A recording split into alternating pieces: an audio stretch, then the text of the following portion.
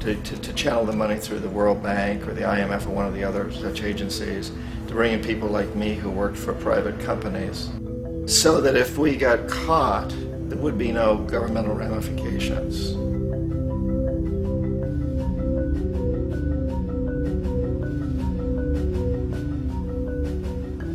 When Arbenz became president of Guatemala, the country was very much under the thumbs of United Fruit Company, the big international corporations. And Arbenz ran on this ticket that says, you know, we want to get the land back to the people. And once he took power, he was implementing policies that would do exactly that, give land rights back to the people. United Fruit didn't like that very much. And so they hired a public relations firm, launched a huge campaign in the United States to convince the United States people, the citizens of the United States, and the press of the United States, and the Congress of the United States, that Arbenz was a Soviet puppet, and that if we allowed him to stay in power, the Soviets would have a foothold in this hemisphere. And that, at that point in time, was a huge fear on everybody's mind, the Red Terror, the Communist terror. And so, to make a long story short, out of this public relations campaign came a commitment on the part of the CIA and the military to take this man out. And in fact, we did. We sent in planes, we sent in soldiers, we sent in jackals, we sent everything in to take him out, and did take him out. And as soon as he was removed from office, the new guy that took over after him basically reinstated everything to the big international corporations, including United Fruit.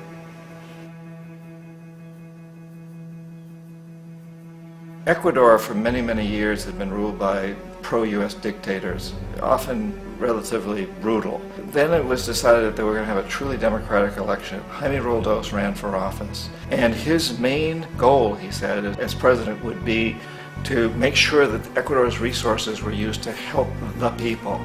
And he won, overwhelming, by more votes than anybody had ever won anything in Ecuador. And he began to implement these policies to make sure that the profits from oil went to help the people. Well, we didn't like that in the United States. I was sent down as one of several economic hitmen to change Roldos, to corrupt him, to bring him around, to let him know, you know, okay, you know, you can get very rich, you and your family, if you play our game, but if you continue to try to keep these policies you've promised, you're going to go. He wouldn't listen. He was assassinated. As soon as the plane crashed, the whole area was cordoned off.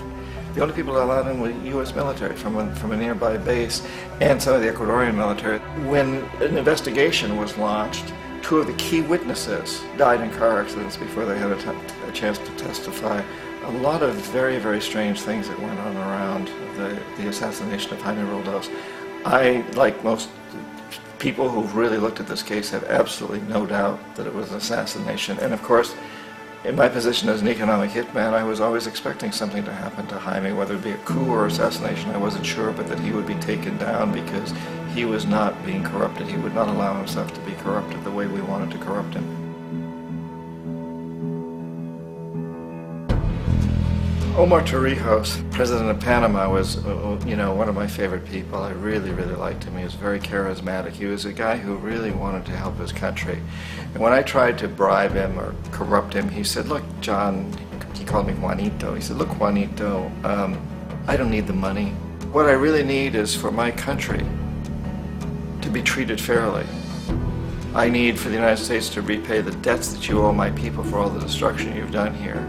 I need to be in a position where I can help other Latin American countries win their independence and be free of this terrible presence from the north that you people are exploiting us so badly. I need to have the Panama Canal back in the hands of the Panamanian people. That's what I want. And so, leave me alone. Don't try to bribe me. It was 1981, and in May, Jaime Roldos was assassinated. And Omar was very aware of this. Torrijos got his family together and he said, I'm probably next, but it's okay because I've done what I came here to do. I've renegotiated the canal. The canal will now be in our hands. He just finished negotiating the treaty with Jimmy Carter. In June of that same year, just a couple of months later, he also went down in an airplane crash, which there's no question was executed by CIA-sponsored jackals. tremendous amount of evidence that one of Torrijos' security guards handed him at the last moment as he was getting on the plane a tape recorder, a small tape recorder that contained a bomb.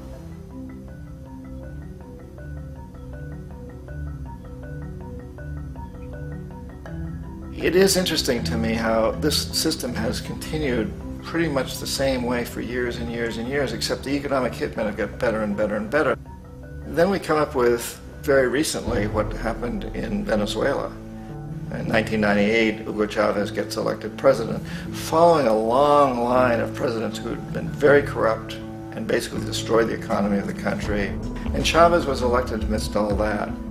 Chavez stood up to the United States, and he's done it primarily demanding that Venezuelan oil be used to help the Venezuelan people. Well, we didn't like that in the United States. So in 2002, a coup was staged, which there's no question in my mind, and most other people's minds, that the CIA was behind that coup.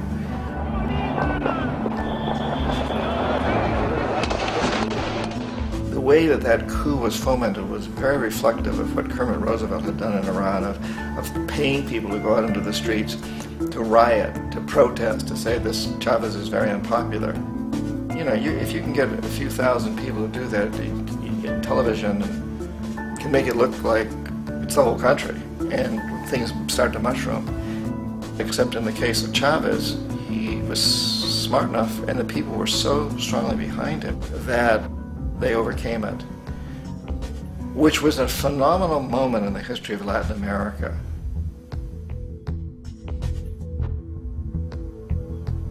Iraq actually is a perfect example of the way the whole system works. So we economic hitmen are the first line of defense. We go in and we try to corrupt governments and get them to accept these huge loans, which we then use as leverage to basically own them.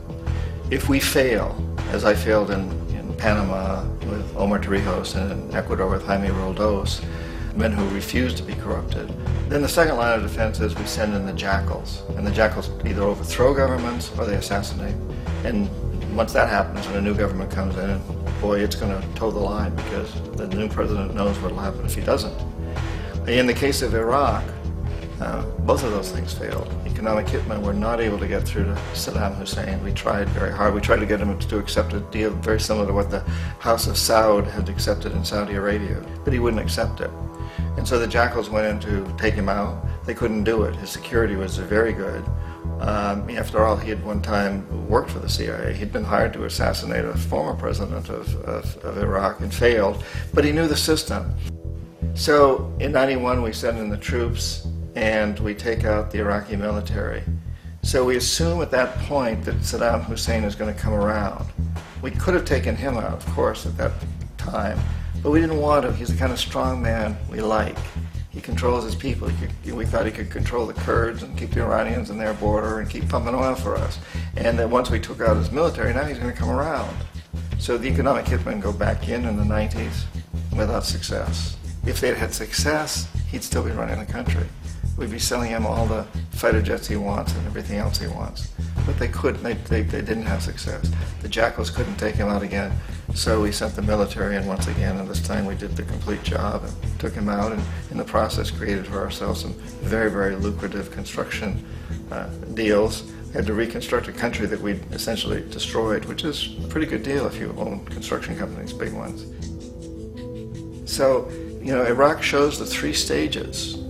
The economic hitmen failed there, the jackals failed there, and as a final measure, the military goes in. And in that way, we've really created an empire, but we've done it very, very subtly.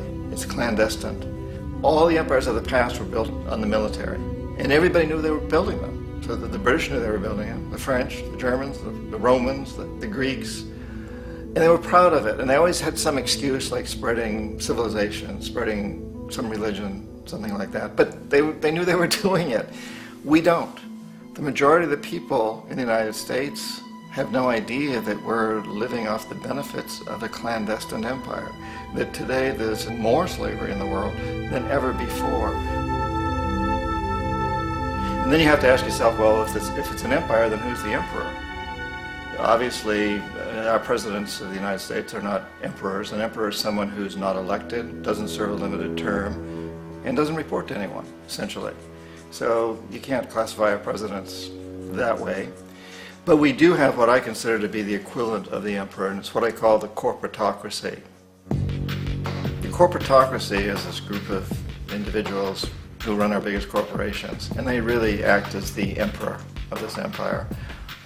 They control our media, either through direct ownership or advertising. They control most of our politicians because they finance their campaigns, either through their corporations or through personal contributions that come out of the corporations. They're not elected, they don't serve a limited term, they don't report to anybody. And at the very top of the corporatocracy, you really can't tell whether a person's working for a private corporation or the government because they're always moving back and forth. So, you've got a guy who one moment is the president of a big construction company like Halliburton, and the next moment he's vice president of the United States, or the president who is in the oil business. And this is true whether you've got Democrats or Republicans in the office. You have the moving back and forth through the revolving door. And in a way, our government is invisible a lot of the time, and its policies are carried out by our corporations on one level or another. And then again, the policies of the government are basically forged by the corporatocracy and then presented to the government. They become government policy. So it's an incredibly cozy relationship. This isn't a conspiracy theory type of thing. These people don't have to get together and plot to do things. They all basically work under one primary assumption, and that is that they must maximize profits regardless of the social and environmental costs.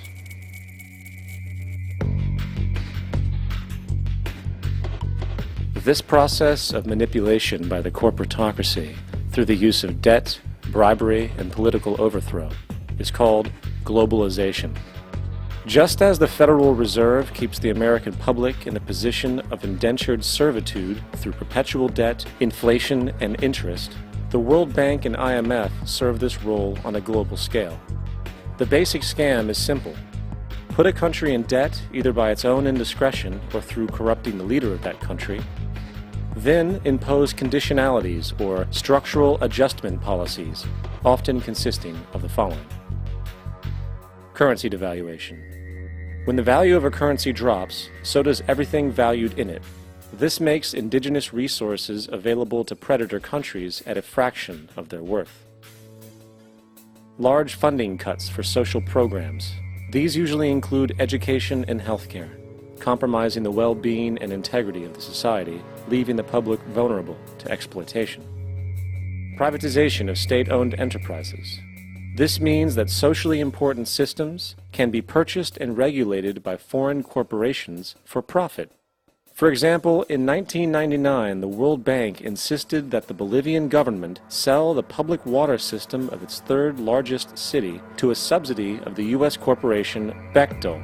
As soon as this occurred, water bills for the already impoverished local residents skyrocketed.